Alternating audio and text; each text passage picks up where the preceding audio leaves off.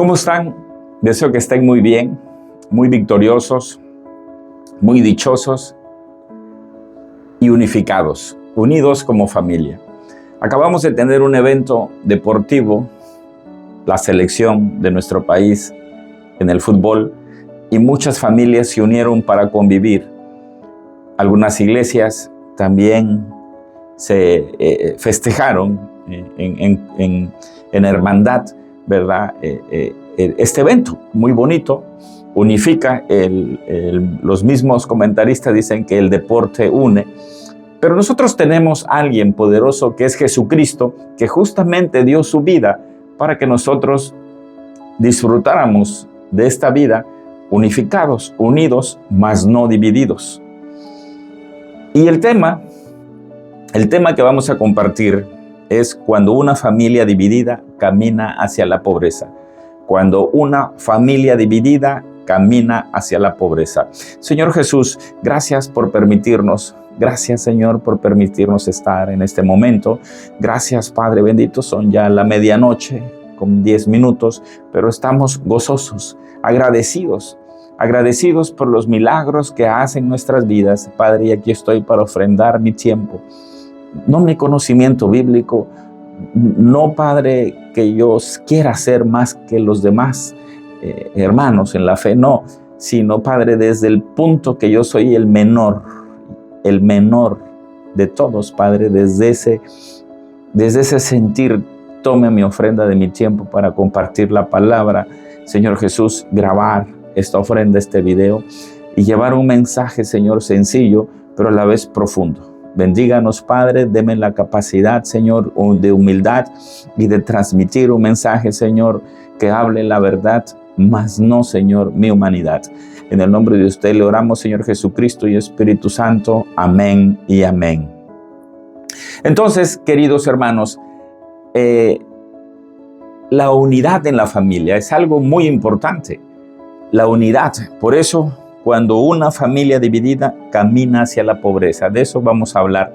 Y justamente, queridos, una familia cuando sufre una división, lo primero que se pierde, la primer pobreza a la que se llega es en el área espiritual. Cuando una familia se divide, por supuesto, ya no hay oración, ya no se hace el estudio de la Biblia en familia. Cada quien tiene sus actividades, cada quien tiene su vida, ¿verdad? Por supuesto, ya no se va a la iglesia en familia, ya no se disfruta de esa gran fiesta espiritual. Y cuando hablo fiesta es porque muchos piensan que los cristianos debemos de tener una vida aburrida, aburrida, y no es así. Cristo es movimiento. Y cuando hablo de fiesta es un gozo, o sea, alegría, para que usted me entienda. No fiesta como la que usted piensa que a la que me refiero, no. Un gozo, una alegría. Mi paz os doy, mi paz os dejo. No se turbe vuestro corazón ni tengan miedo. Y Cristo nos dice que tengamos un gozo perpetuo. El gozo es alegría. Y justamente la familia pierde todas estas bendiciones por un simple hecho de dividirse.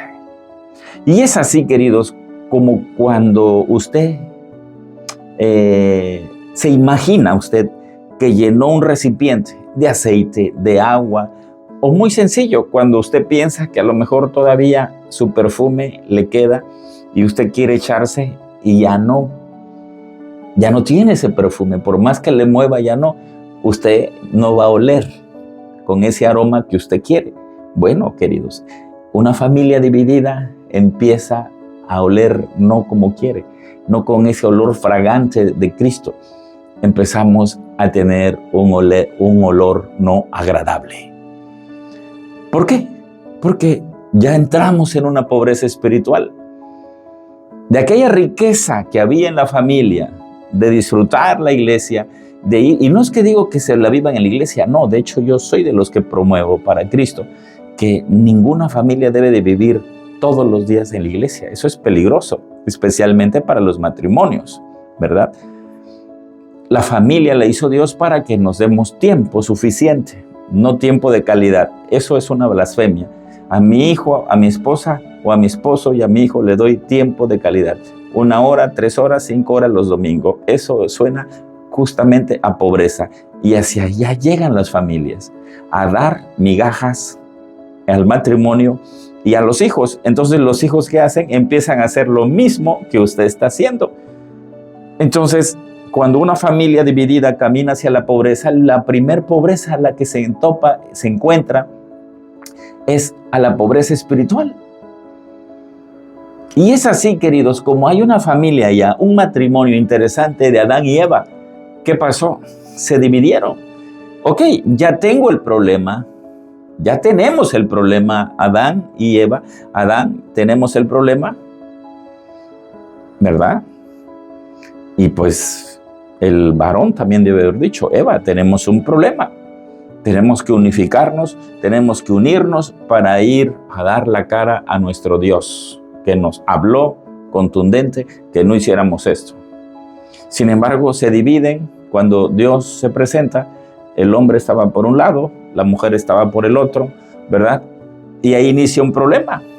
Justamente los conflictos no son de ahora, queridos. Allá ese gran problema de Adán y Eva lo podemos ver, de hecho, en Génesis 4, allá con Caín y Abel. Una siembra que se hizo en esa división de ese matrimonio, ahora se cosecha con otra división. Pero ahora ya no solamente se experimenta una pobreza espiritual, una pérdida de una vida. Como ustedes saben, allá en Génesis tenemos el relato, los escritos, donde Caín quita la vida a su hermano Abel. De hecho, como a nivel Biblia, ¿sí? A nuestro libro santo, es la primer tragedia familiar. O sea, vean dónde inicia. En el matrimonio inicia la división, donde se gesta, donde nace esa división, donde crea los frutos, pues, o por decirlo, donde nace esa polilla asesina en los hijos, en los hermanos, donde Caín le quita la vida a Abel. Y así nos vamos con otra familia también muy famoso, con el gran Isaac y Rebeca. Pero si ustedes se acuerdan de Isaac y Rebeca, antecede algo: el padre Abraham. El padre Abraham, ¿dónde está su división? El padre Abraham no debió haber dividido su cuerpo, no debió haber tenido intimidad con Agar. Él debió haber esperado la promesa de Dios y decir, como le dijo a Abraham, te haré padre de naciones. Pero Abraham no sostiene ese pacto, no confía en Dios. Sí, no confía en Dios. Y mire, es el padre Abraham, ¿sí? Y tiene relaciones con Agar, y de ahí nace Ismael, los famosos ismaelitas, ¿verdad? Me encanta hablar de esto, pero me desviaría mucho. Las regiones que hoy día existen es toda una historia interesante, muy grande, ¿verdad? Ahora, queridos, vean cómo el padre Abraham, claro, se cumplió la promesa de Dios, por supuesto, pero es Dios. Pero luego nos vamos, ¿verdad?, con Isaac, un matrimonio de Isaac y Rebeca. Desde el momento que ellos tenían un favoritismo por un hermano, por un hijo, perdón, por supuesto que era muy visible para los otros hermanos, y por lo tanto, ¿sí?, para el otro hermano, ¿verdad?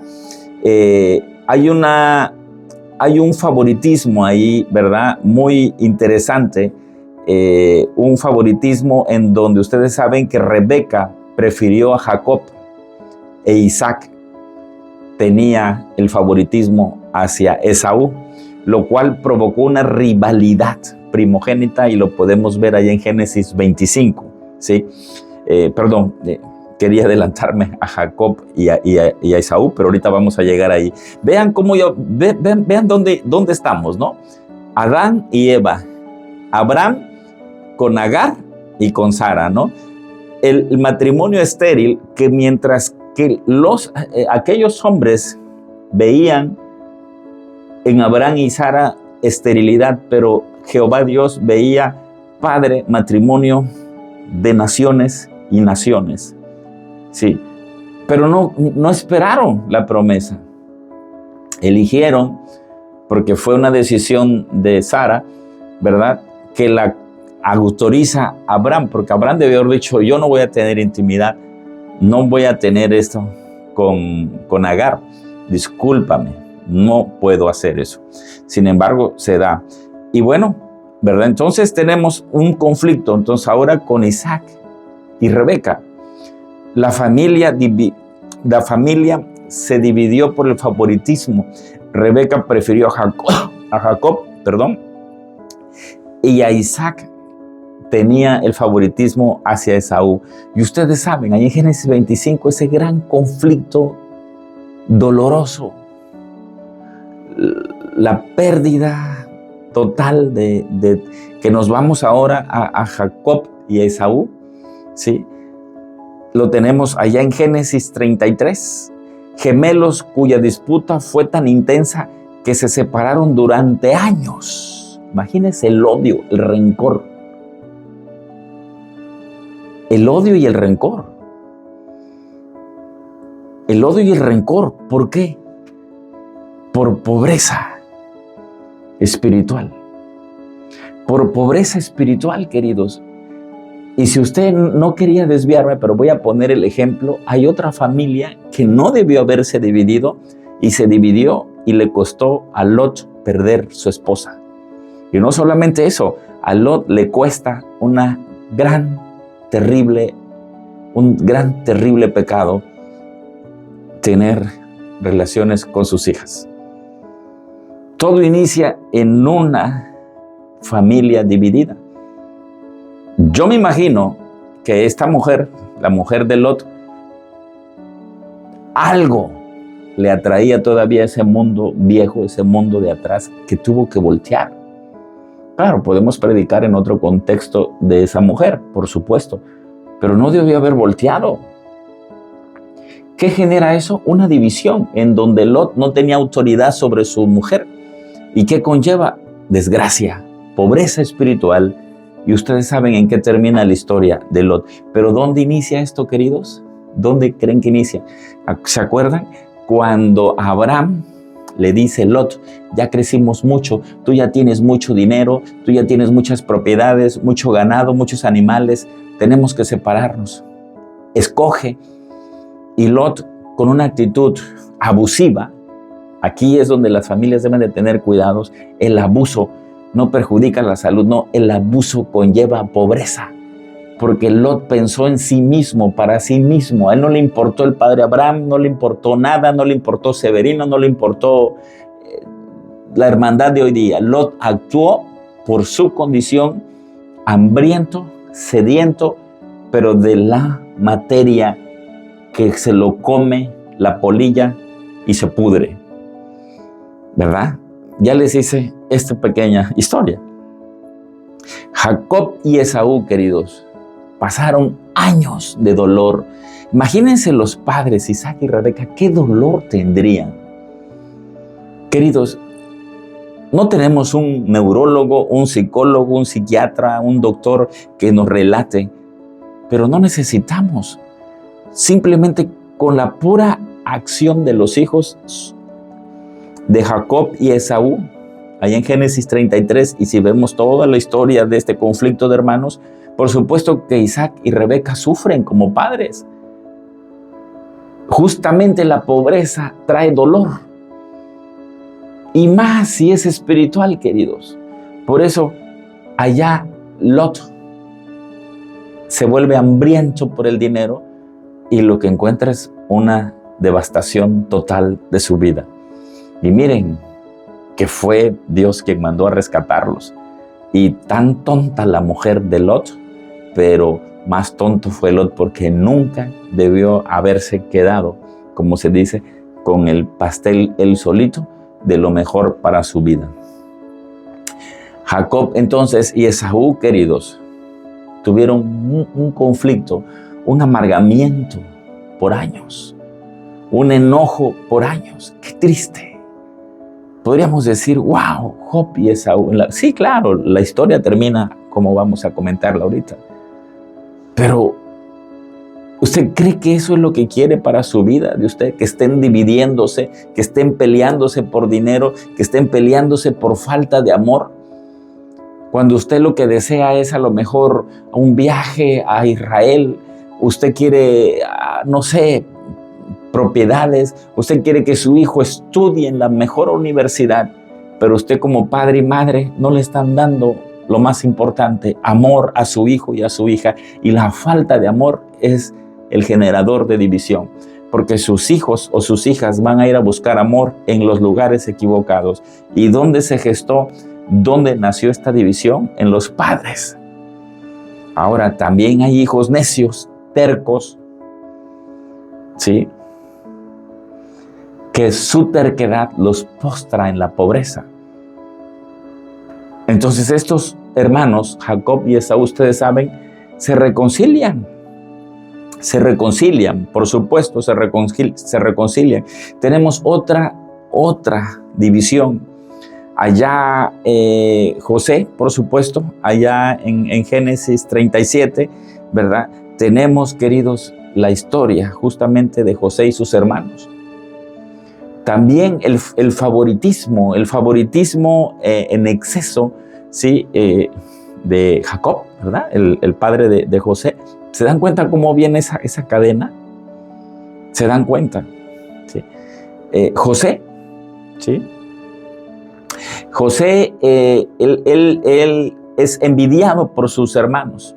José es envidiado por sus hermanos. Y saben, es una tristeza como los hermanos de José, divididos en pobreza total espiritual, planean quitarle la vida a José.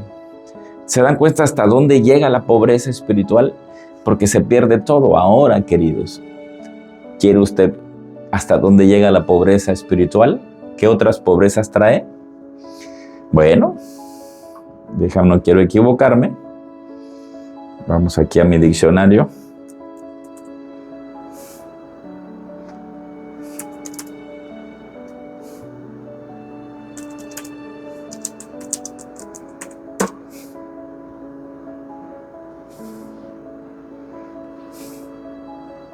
Sí, aquí estamos ya.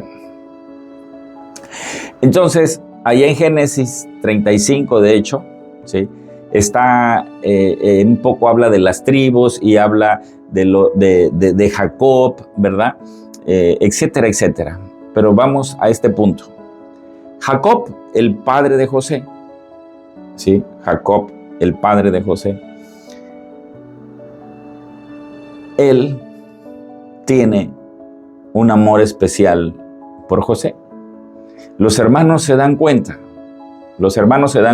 pero vean, entran en pobreza espiritual los hermanos y llevan a cabo, de hecho lo tiran a la cisterna, pero vamos a pensar algo. Yo creo que esa cisterna no estaba vacía.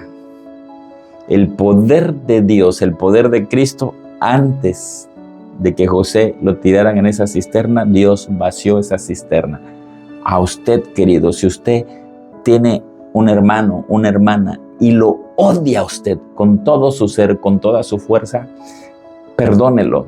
En cada perdón, usted está secando ese pozo, esa cisterna donde su hermano o su hermana quiere tirarlo, quiere empujarlo. Existen esos conflictos en la vida real, existieron en la Biblia, existen hoy día, queridos, ¿sí? Pero el poder de Dios tiene esa capacidad. Cuando ponen a José en la cisterna estaba vacía en su totalidad. Ese es el poder de Dios, queridos. Pero también hay un poder de amar. Pero aquí estamos hablando cuando una familia dividida camina hacia la pobreza. ¿Y qué creen? Llegan los tiempos de hambruna a la región de Jacob y sus hijos, su esposa y sus hijos. ¿A dónde fueron a parar? Bueno, con José, siendo el segundo de Faraón. Por eso José dice, no, ustedes no me pusieron en el lugar donde ustedes me pusieron. Dios me puso aquí. Quiero que pongan atención. Dice, ustedes no me pusieron en ese lugar. Ustedes no me pusieron en la cisterna. Ustedes no me pusieron con los esclavos. No.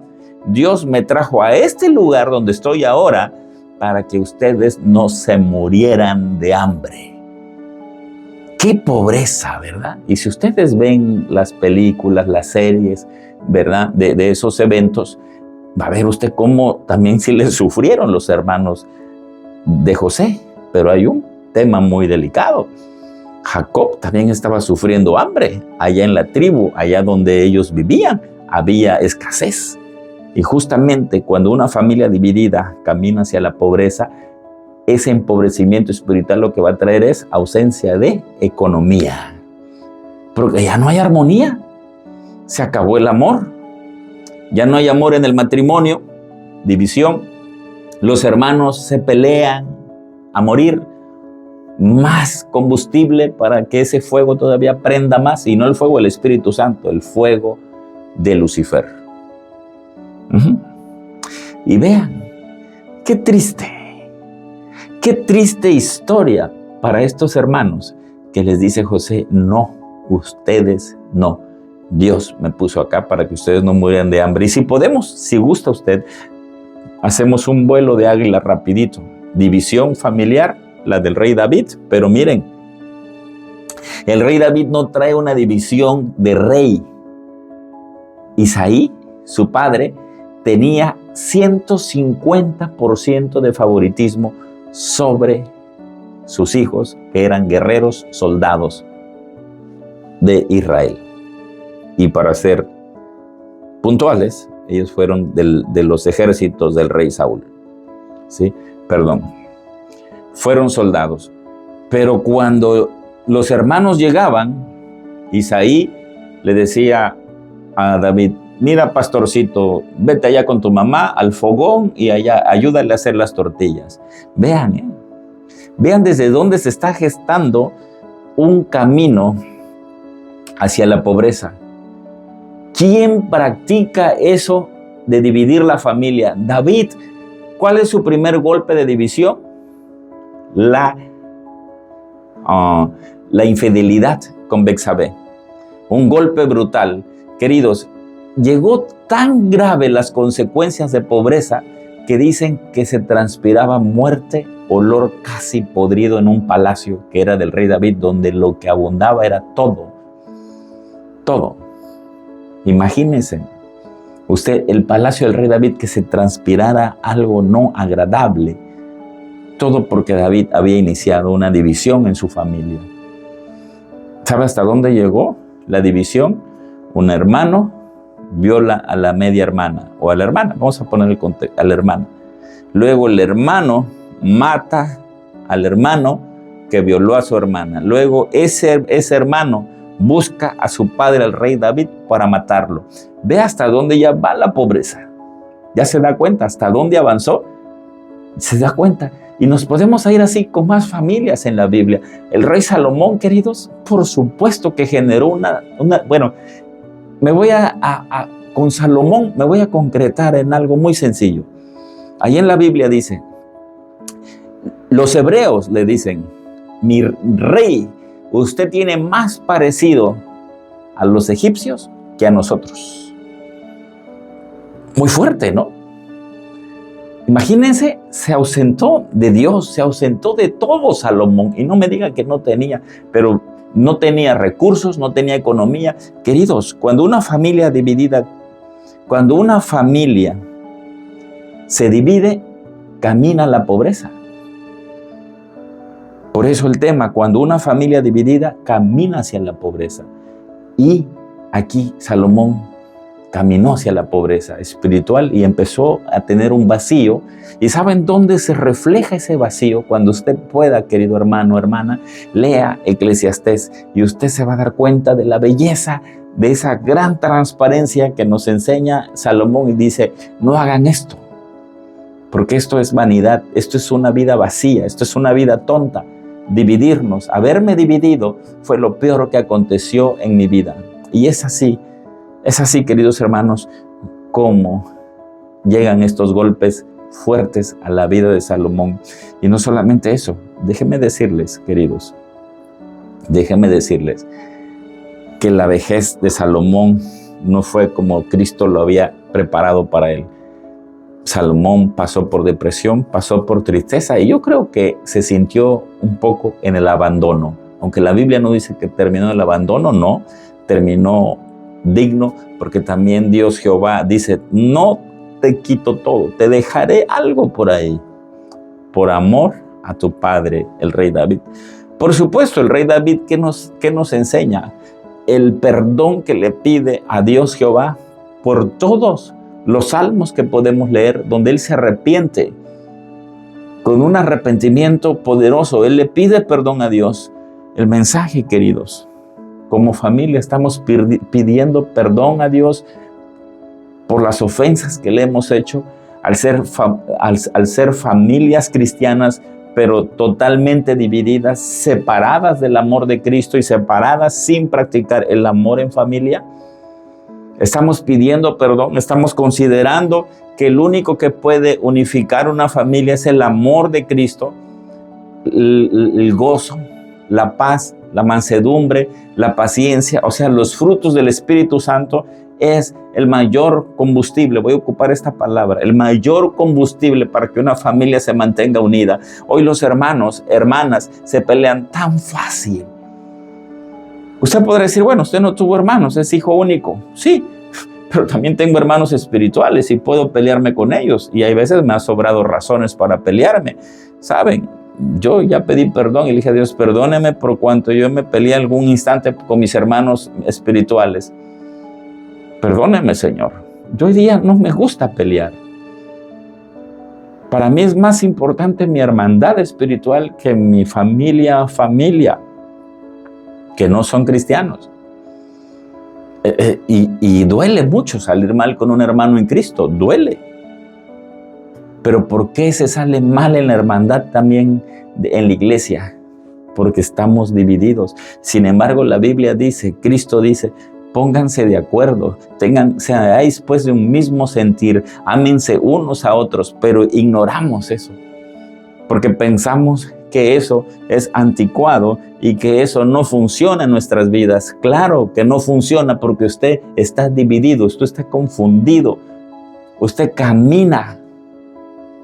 Escuche esto, usted camina en un paraíso pero construido por usted, no el que Cristo nos heredó desde la cruz del Calvario. A lo mejor le quiero hablar a usted, que trae un conflicto a morir con su hermano, con su hermana. A lo mejor le estoy hablando a usted que su hermana, su hermano está ahorita postrado en el hospital, solamente esperando, ya ni siquiera un milagro, esperando que su corazón se apague. Tiene conectado no sé cuántos aparatos, toda la ciencia conectada a su cuerpo, pero Dios dice, te voy a llevar. A lo mejor le estoy hablando a usted que tiene un orgullo tan grande y que no quiere ir a perdonar a ese hermano, a esa hermana. Y usted puede decir, pero es que ella o él fue muy malo, muy mala. Queridos, el perdón de Cristo que recibimos, fuimos tan malos y seguimos siendo tan malos y perversos. Hoy día tenemos un Cancún caído por la inseguridad. Se ausentó el turismo. No me diga usted que es ignorante de todo esto. O sea, vaya a la industria hotelera, a la industria turistera. No hay. ¿Saben por qué? Porque la maldad abarcó tanto. Y hablo de la maldad del corazón de todos. Que yo estoy seguro que Dios dice, los voy a dejar sin turismo en Cancún, en Tulum, en Cobá, en Playa del Carmen. Si usted va a Isla Mujeres, ya no son aquellos ríos de turistas.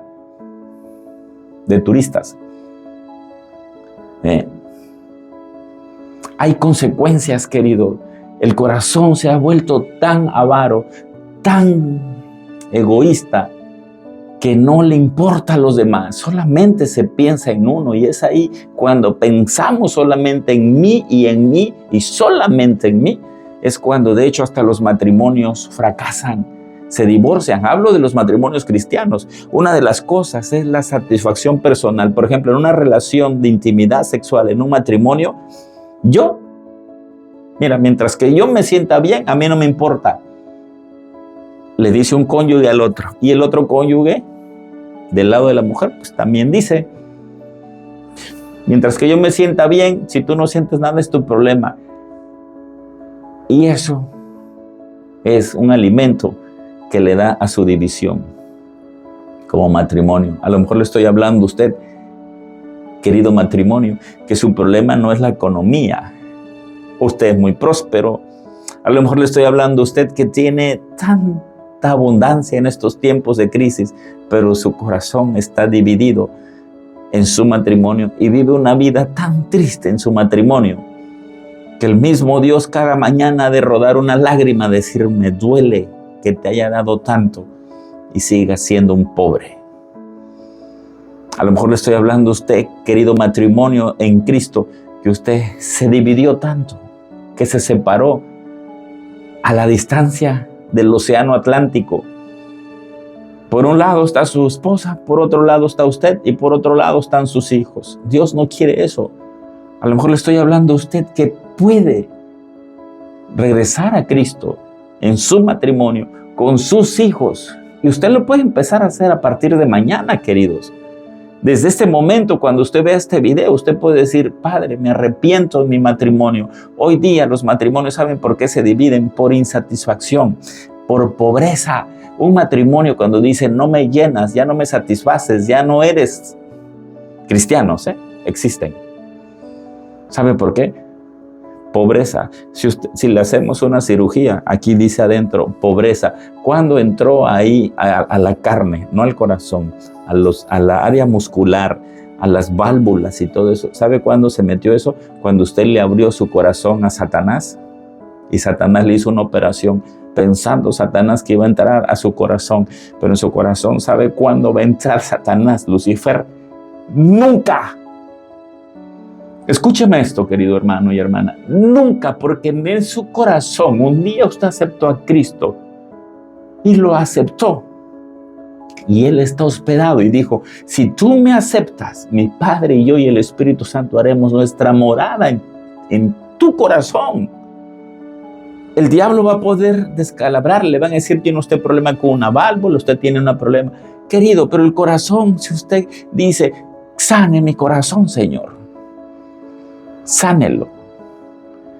A lo mejor le estoy hablando a algunos hermanos, hermanas que tienen ese conflicto tan grande y solamente necesitan sentarse, orar y decir, perdónenos, Señor, todos hemos fallado, pero hoy regresamos a usted pidiéndole que nos perdone, nos limpie, nos reconcilie y nos ponga la armonía que en algún tiempo disfrutábamos. Señor Jesús, gracias por permitirnos, Señor, aceptar que somos imperfectos. Gracias, Padre, porque usted es milagroso, poderoso. Aunque es invencible, pero lo sentimos sus milagros, sentimos su fe, sentimos su Espíritu Santo que nos ha dejado, sentimos todo de usted. A lo mejor algunas veces andamos ya cansados, desgastados, devastados de nuestra alma, pero esta guerra, Señor, nunca la va a ganar Lucifer. Aunque pase por nuestra mente el peor escenario, pero que pase por nuestra mente es muy diferente a que se hospede en nuestro corazón. Bendíganos, bendiga a las familias, reconcilie los matrimonios, los hermanos, las hermanas y sobre todo reconcilie la hermandad en Cristo Jesús. Le oramos en su nombre, Señor poderoso y Espíritu Santo. Amén y amén. Que Dios me los bendiga y vuelvo a repetir. A lo mejor le hablé a usted que la noticia, ese milagro que usted espera, a lo mejor ni siquiera es lo que usted cree, sino lo que necesita. Voy a volver a repetirlo. A lo mejor le hablo a usted que usted está esperando ese milagro. O está esperando ese milagro. Pero Cristo le tiene el milagro que usted necesita y usted está esperando otra cosa. Usted está buscando otra cosa. y Cristo le quiere dar el milagro que usted necesita. ¿Y qué milagro? Que su corazón sane para siempre. Bendiciones. Nos vemos pronto.